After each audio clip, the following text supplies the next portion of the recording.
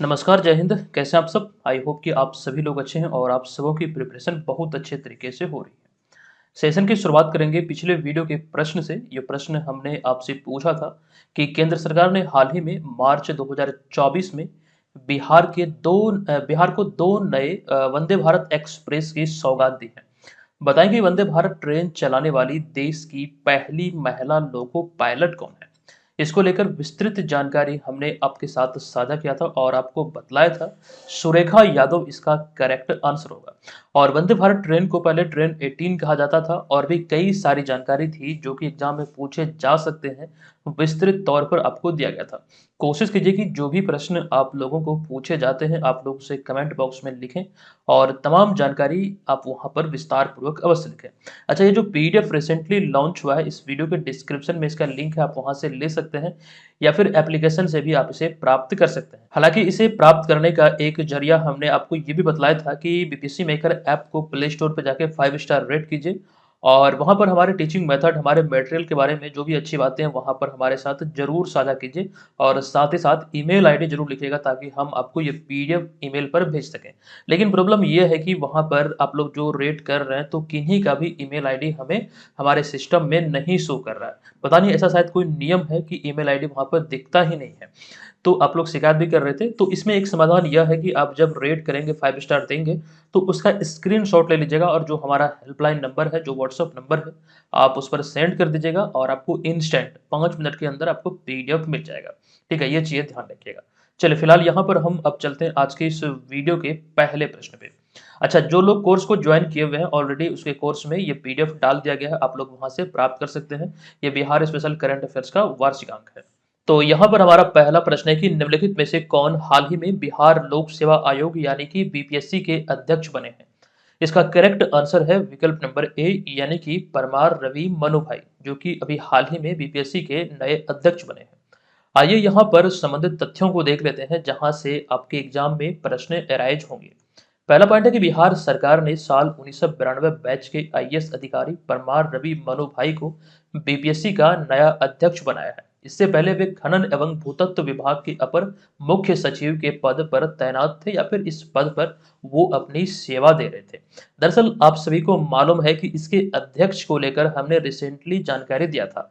दरअसल 12 फरवरी 2024 को बीपीएससी अर्थात बिहार लोक सेवा आयोग के अध्यक्ष अतुल प्रसाद के सेवानिवृत्ति अर्थात रिटायरमेंट के बाद 19 फरवरी 2024 को बीपीएससी की कमान इसके सदस्य इम्तियाज अहमद करीमी को सौंप दी गई थी। यानी कि एक प्रकार से देखा जाए तो इन्हें एक अतिरिक्त प्रभार दिया गया था। लेकिन अब हाल ही में बीपीएससी के नए अध्यक्ष बने हैं परमार रवि मनु भाई। देखिए, बीपीएससी को लेकर भी एग्जाम में प्रश्न पूछे जा सकते हैं। हालिया एक करंट अफेयर्स का प्रश्न बना था इसके स्थापना को लेकर कि 1 अप्रैल 2023 को बीपीएससी अर्थात बिहार लोक सेवा आयोग का 75वां स्थापना दिवस मनाया गया था। हालांकि इसकी स्थापना या फिर और भी कई चीजें यहाँ पर आप देख सकते हैं जहां से प्रश्न अराइज होने की प्रबल संभावना है। जैसा कि अभी हमने आपको बताया कि 1 अप्रैल 2023 को बीपीएससी अर्थात बिहार लोक सेवा आयोग का 75वां स्थापना दिवस मनाया गया। जबकि अगर हम बात करें 2024 में 1 अप्रैल को मनाया जाएगा इसका 76वां स्थापना दिवस। तो ये भी यहाँ पर आप ध्यान रखेंगे। दरअसल बीपीएससी की बात करें तो भारत के संविधान द्वारा बनाई गई एक संस्था है। इसकी स्थापना हुई थी 1 अप्रैल 1949 को, जिसका मुख्यालय रांची में स्थापित किया गया था। लेकिन कंडीशन यहाँ पर यह भी है कि वर्ष 1951 में इसका मुख्यालय रांची से पटना स्थानांतरित किया गया। हालांकि 1949 में जब इसकी स्थापना हुई थी तो उस समय झारखंड का कोई अस्तित्व नहीं था। वो बिहार का ही एक प्रकार से सम्मिलित प्रांत था और बिहार के अंतर्गत जो रांची था वहीं पर इसका मुख्यालय स्थापित किया गया था। लेकिन 1951 में इसे स्थानांतरित करके पटना लेकर आया गया। दरअसल अगर हम बात करें झारखंड की स्थापना की तो बिहार से अलग होकर झारखंड राज्य जो अस्तित्व में आया था वो ईस्वी वो तिथि है 15 नवंबर 2000। ये ध्यान रखिए। और झारखंड राज्य जो अस्तित्व में आया था, संपूर्ण भूभाग जो बिहार और झारखंड का सम्मिलित प्रांत था उसका 46% क्षेत्रफल के साथ झारखंड राज्य अस्तित्व में आया था। और झारखंड के पहले जो मुख्यमंत्री थे वो थे बाबूलाल मरांडी। तो इस प्रश्न से इतनी सारी बातें ध्यान रखिए। दूसरा प्रश्न पे हम आ चुके हैं। दूसरा प्रश्न है कि 15 मार्च 2024 को बिहार कैबिनेट के विस्तार के बाद निम्नलिखित में से कौन बिहार के नए शिक्षा मंत्री बने हैं। बहुत ही इम्पोर्टेंट ये प्रश्न है। और आपको एक चीज़ यहाँ पर मैं बता दूँ कि पिछले 3 महीने में जनवरी, फरवरी और मार्च की बात करें तो पिछले 3 महीने में बिहार में 4 शिक्षा मंत्री बने हैं। वो जानकारी हम आपको आगे देंगे। फिलहाल अभी जो नए शिक्षा मंत्री बने हैं 15 मार्च 2024 को कैबिनेट के विस्तार के बाद, तो करेक्ट आंसर होगा सुनील कुमार। यानी कि विकल्प नंबर ए यहाँ पर इस प्रश्न का करेक्ट आंसर हो जाएगा। अब यहाँ पर इनसे संबंधित तथ्यों को हम लोग देख लेते हैं। दरअसल आप ध्यान रखेंगे कि 3 फरवरी 2024 को नए मंत्रिमंडल के गठन के बाद हाल ही में 15 मार्च 2024 को बिहार में नीतीश कैबिनेट का विस्तार हुआ। दरअसल 3 फरवरी 2024 को नया मंत्रिमंडल गठित हुआ था बिहार में। मतलब रिसेंटली अगर हम बात करें, जो एनडीए के साथ गठबंधन में नीतीश कुमार मतलब जो नए मुख्यमंत्री बने, ये 9वीं बार मुख्यमंत्री पद की शपथ लिए हैं।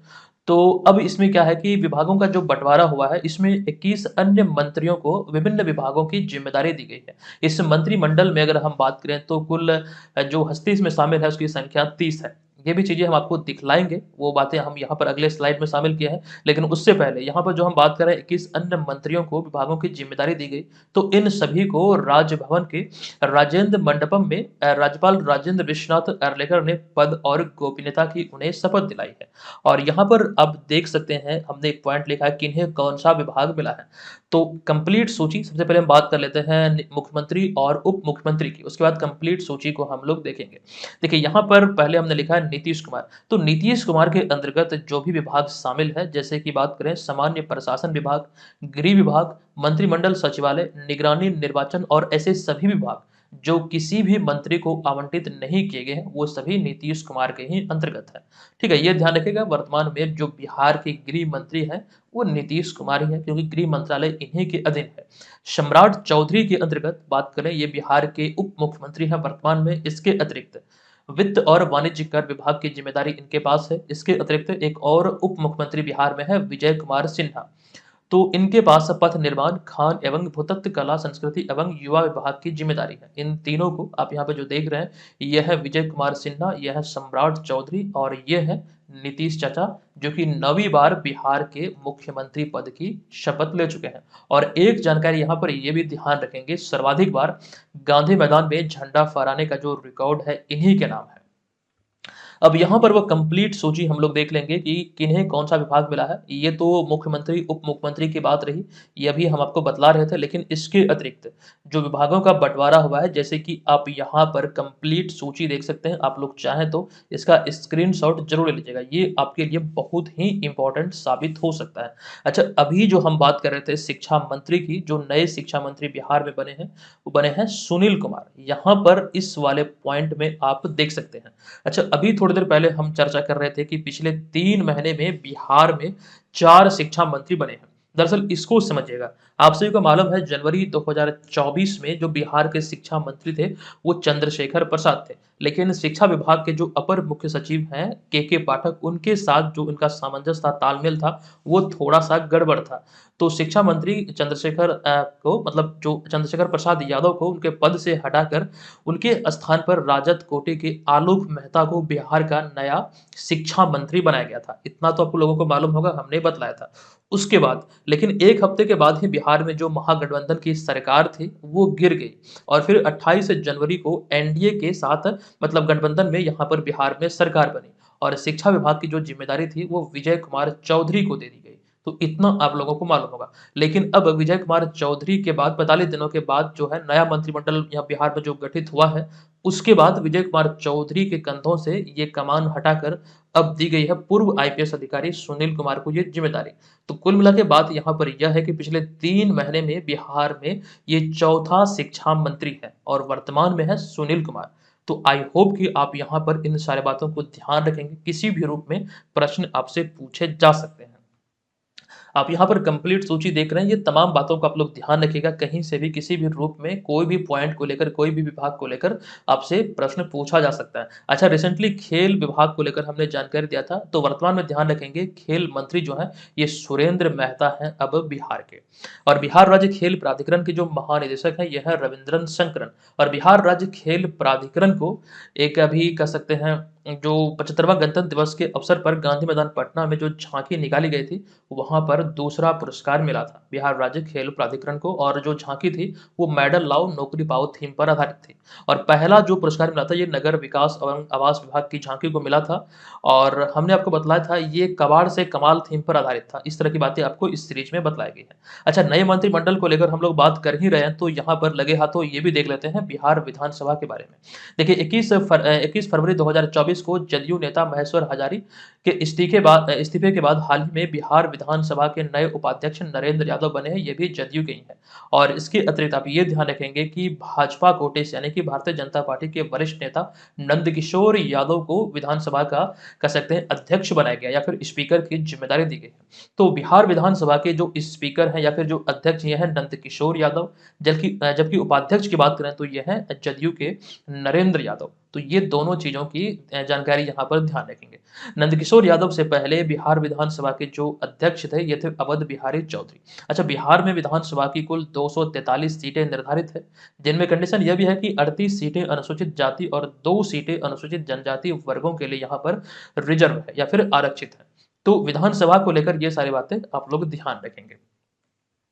चलिए, अब यहाँ पर हम आ चुके हैं तीसरे प्रश्न पे। ये तीसरा प्रश्न है आपके समक्ष कि गृह मंत्रालय ने नागरिकता संशोधन अधिनियम 2019 के तहत आवेदन स्वीकार करने के लिए अभी हाल ही में कौन सा मोबाइल ऐप को लॉन्च किया है। तो अगर हम बात करें नागरिकता संशोधन अधिनियम 2019 के तहत आवेदन स्वीकार करने के लिए गृह मंत्रालय द्वारा जो मोबाइल ऐप लॉन्च किया गया या फिर शुरू किया गया है, इसका नाम है CAA 2019 अथवा विकल्प नंबर बी यहाँ पर इसका करेक्ट आंसर होगा।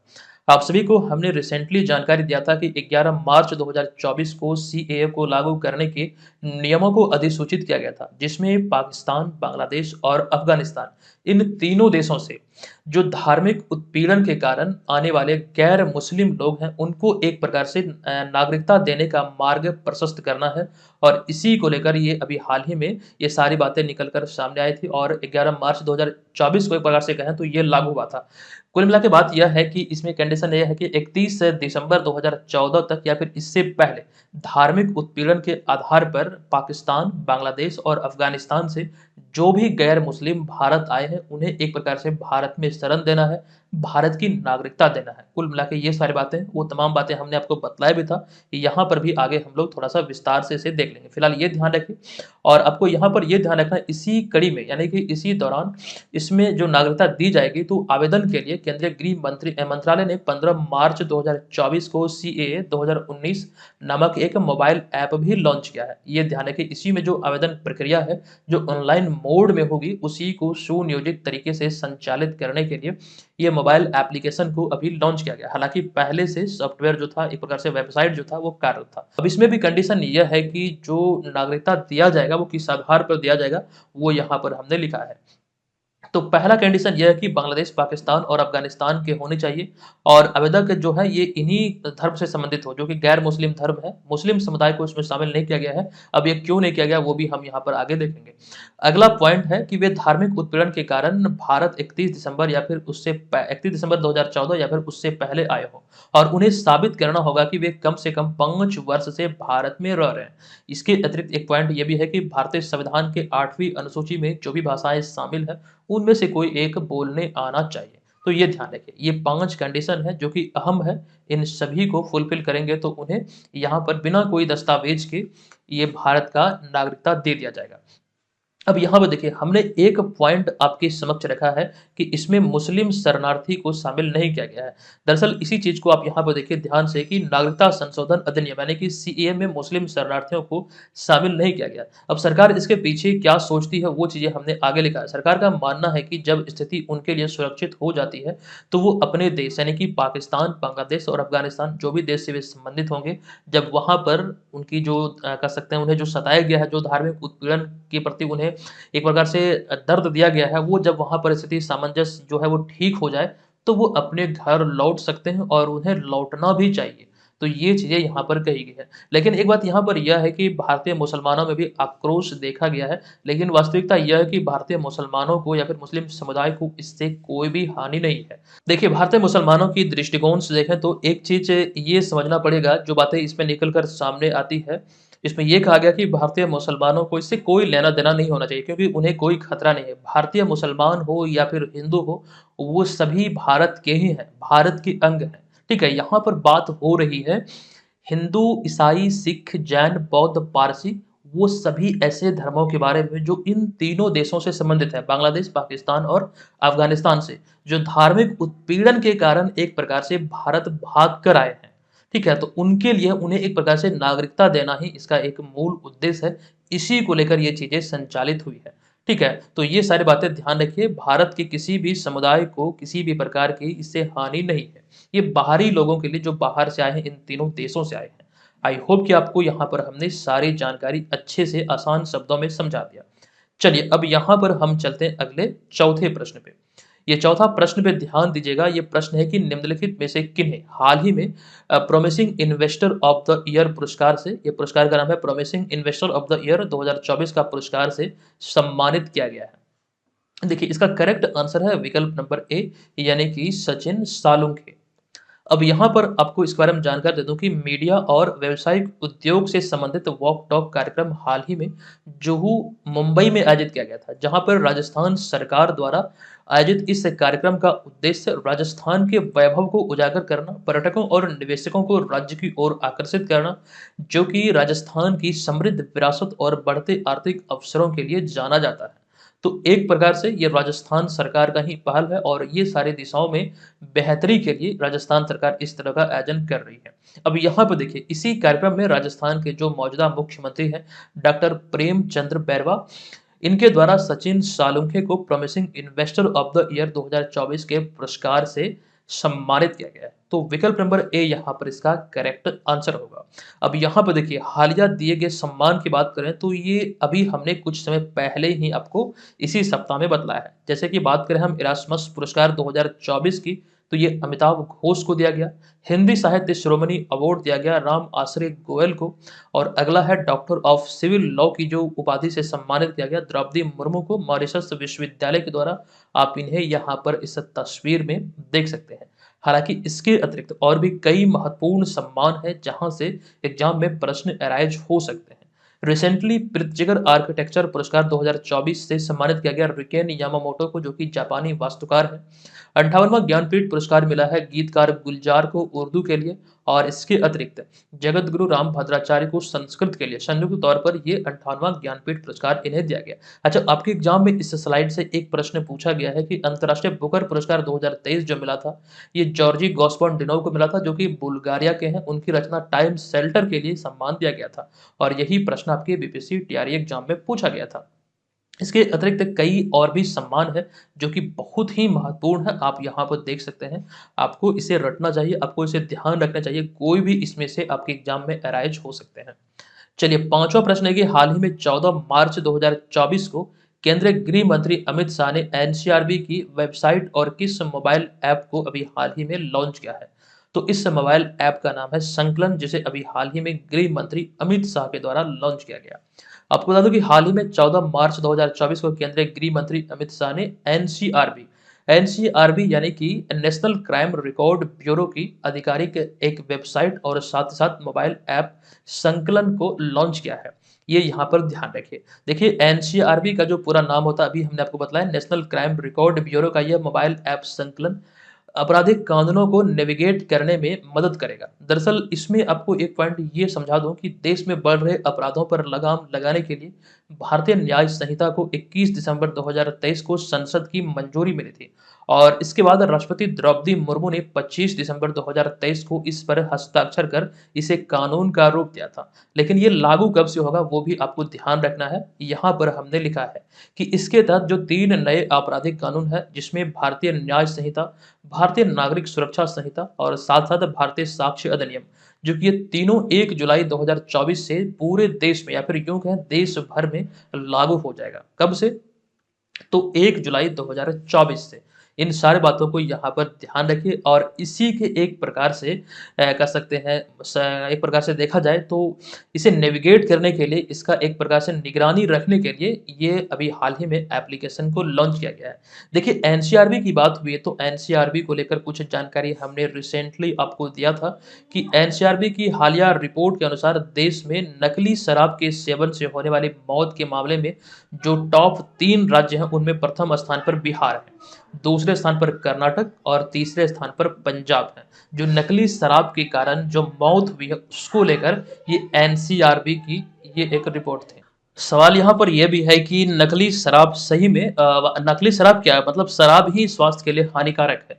आपने देखा होगा जो एक मूवी थी शाहरुख खान की, बॉलीवुड के किंग खान शाहरुख खान, इनकी एक मूवी थी देवदास। तो शराब का जितने भी लोग सेवन करते हैं, सेवन मत कीजिए, नहीं तो देवदास के जैसे ही कहानी हो जाएगी। अपने जो जो आपका लक्ष्य है, आप उस लक्ष्य के प्रति मतलब सजग नहीं हो पाएँगे, मतलब भटक जाएँगे। आप यहाँ पर तस्वीर के माध्यम से देख सकते हैं, यही मोटिवेशन के लिए यहाँ पर हमने ये लगाया था। चलिए आगे चलते हैं, एनसीआरबी की रिपोर्ट को लेकर कुछ चीज़ें हमने आपको बतला ही दिया है, उसको हम यहाँ पर डिस्कस नहीं करेंगे, लेकिन इसके अतिरिक्त देखिए बिहार में जो शराबबंदी लागू है, यहाँ से कई प्रकार के प्रश्न अराइज होंगे।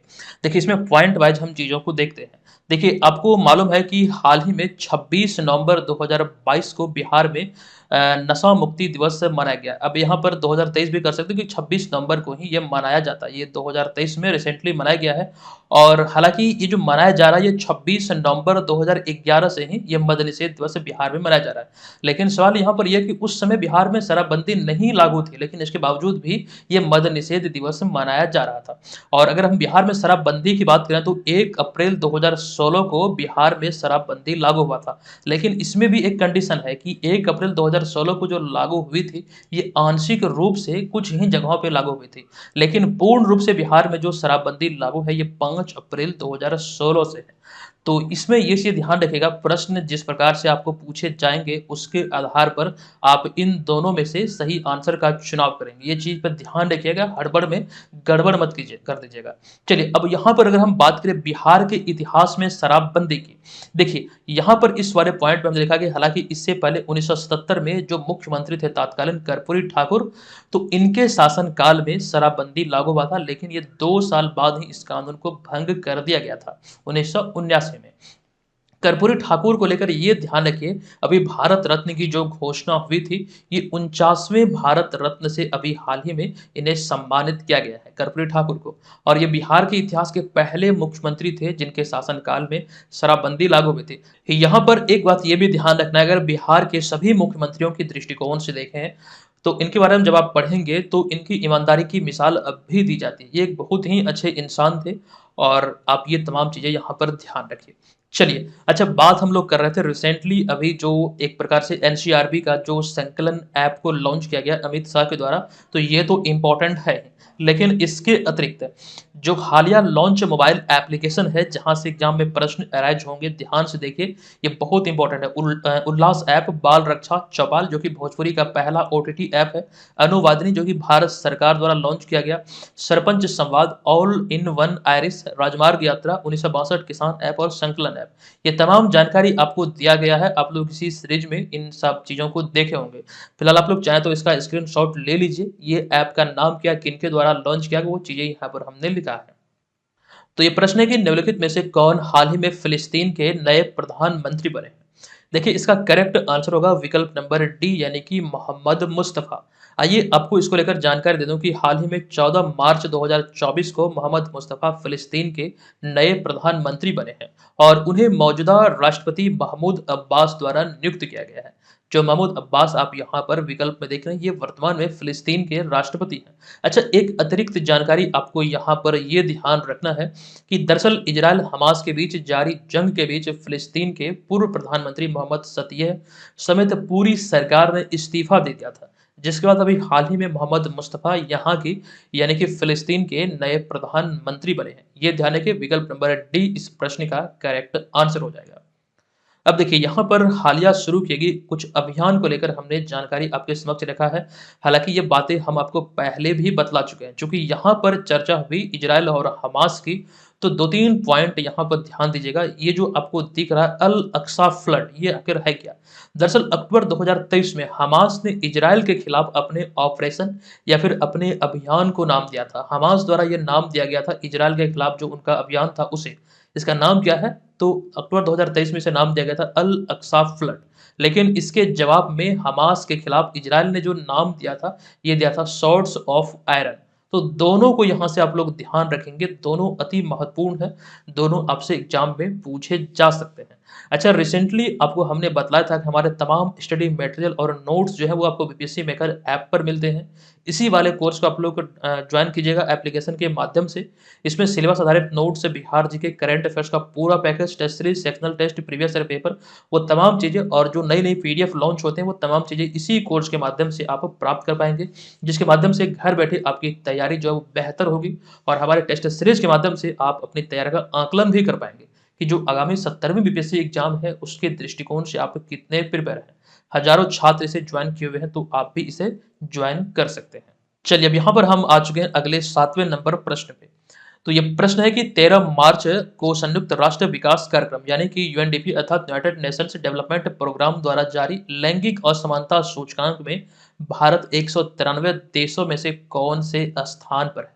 देखिए, इसका जो करेक्ट आंसर है, भारत इसमें 193 देशों में 108वें स्थान पर है। विकल्प नंबर ए यहाँ पर इसका करेक्ट आंसर होगा।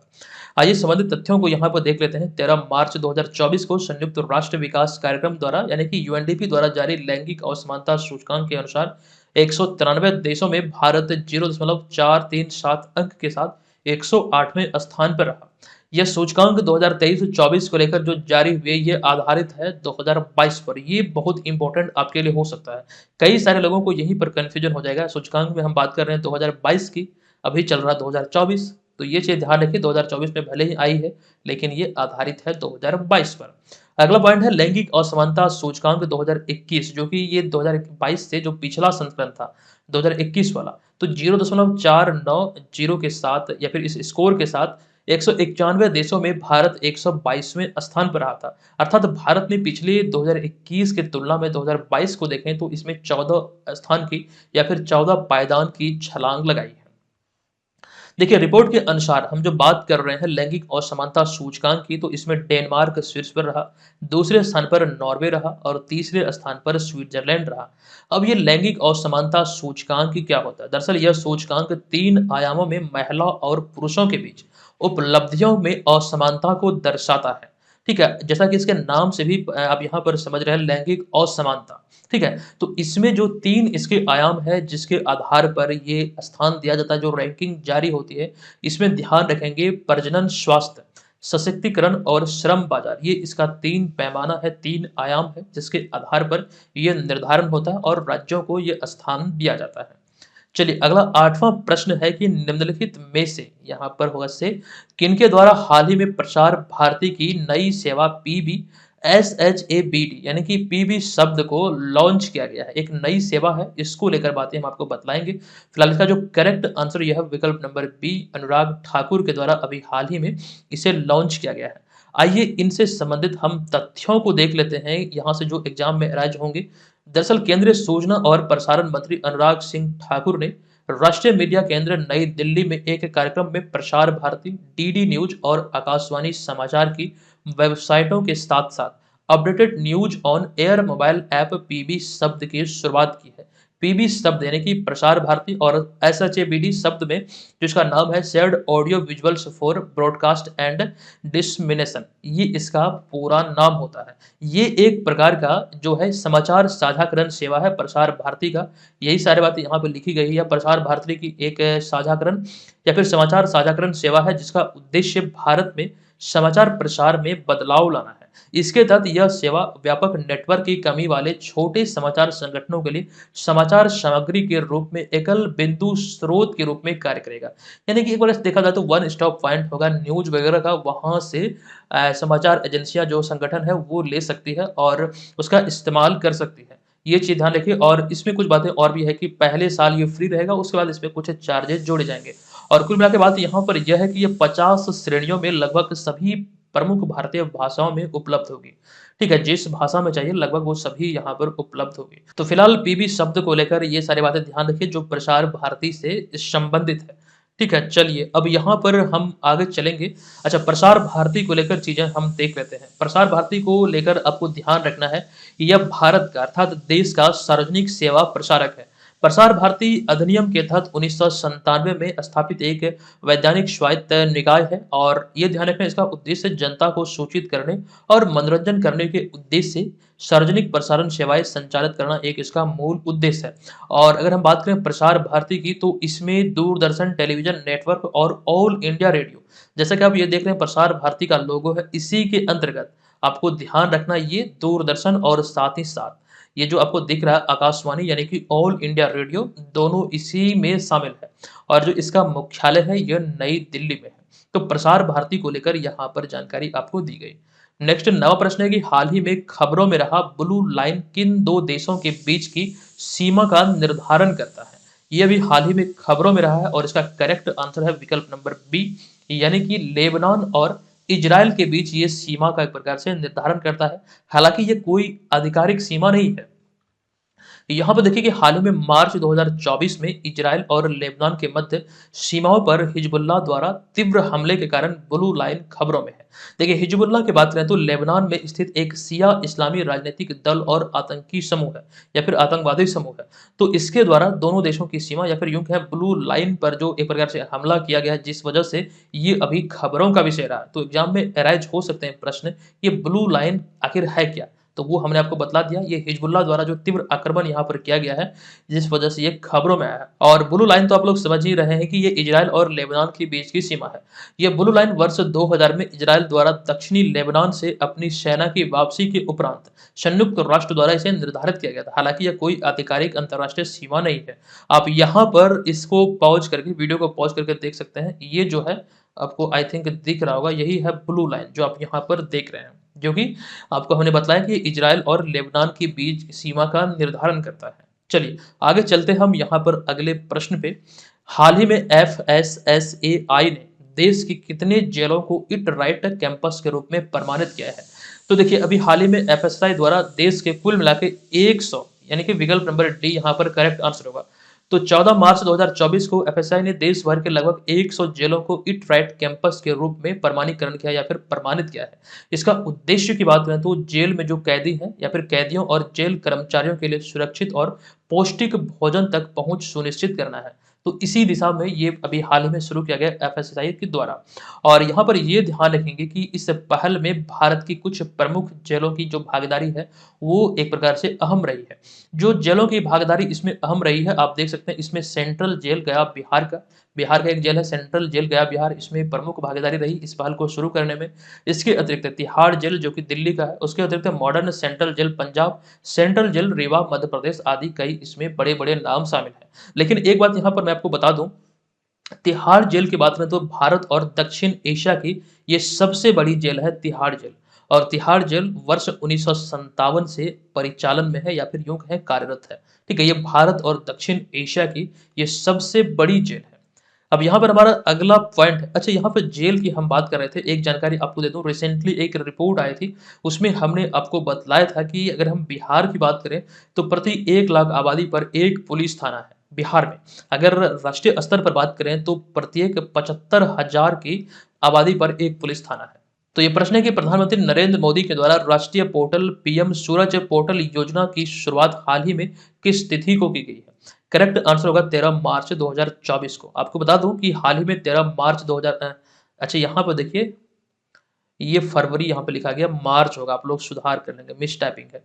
तो 13 मार्च 2024 को प्रधानमंत्री नरेंद्र मोदी ने प्रधानमंत्री सामाजिक उत्थान और रोजगार आधार जन कल्याण अर्थात PM सूरज राष्ट्रीय पोर्टल लॉन्च किया है। यह एक राष्ट्रीय पोर्टल है जिसका उद्देश्य समाज के वंचित वर्गों का उत्थान करना, इसी को लेकर अभी हाल ही में इसकी शुरुआत की गई थी। अच्छा, पीएम सूरज पोर्टल में जो आप लोग यहाँ पे पीएम शब्द देख रहे हैं, तो ये तो समझ रहे हैं प्राइम मिनिस्टर है, लेकिन सूरज में SURAJ जो दिख रहे हैं, आप इसका पूरा नाम क्या होता है? तो यहाँ पर आप देख सकते हैं SURAJ में, तो एस से होता है सामाजिक, यू से उत्थान, आर से रोजगार, ए से आधार और जे से जन कल्याण।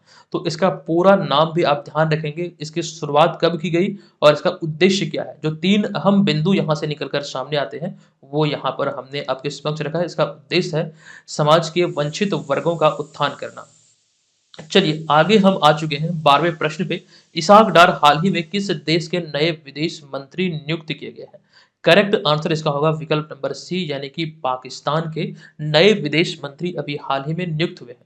आपको मालूम होगा, हमने जानकारी दिया था कि अभी हाल ही में अच्छा, ये चीज़ हम बाद में देखेंगे, पहले इसको देख लेते हैं कि पाकिस्तान के पूर्व वित्त मंत्री इसहाक डार पाकिस्तान के नए विदेश मंत्री नियुक्त किए गए हैं। पूर्व वित्त मंत्री रहे हैं या फिर ये वित्त मंत्री थे और अभी हाल ही में ये नए विदेश मंत्री बने हैं। देखिए, पाकिस्तान के बारे में आप सभी जानते हैं, इसकी जो राजधानी है इस्लामाबाद है, लेकिन ये वाला पॉइंट करेंट अफेयर्स के श्रेणी में है।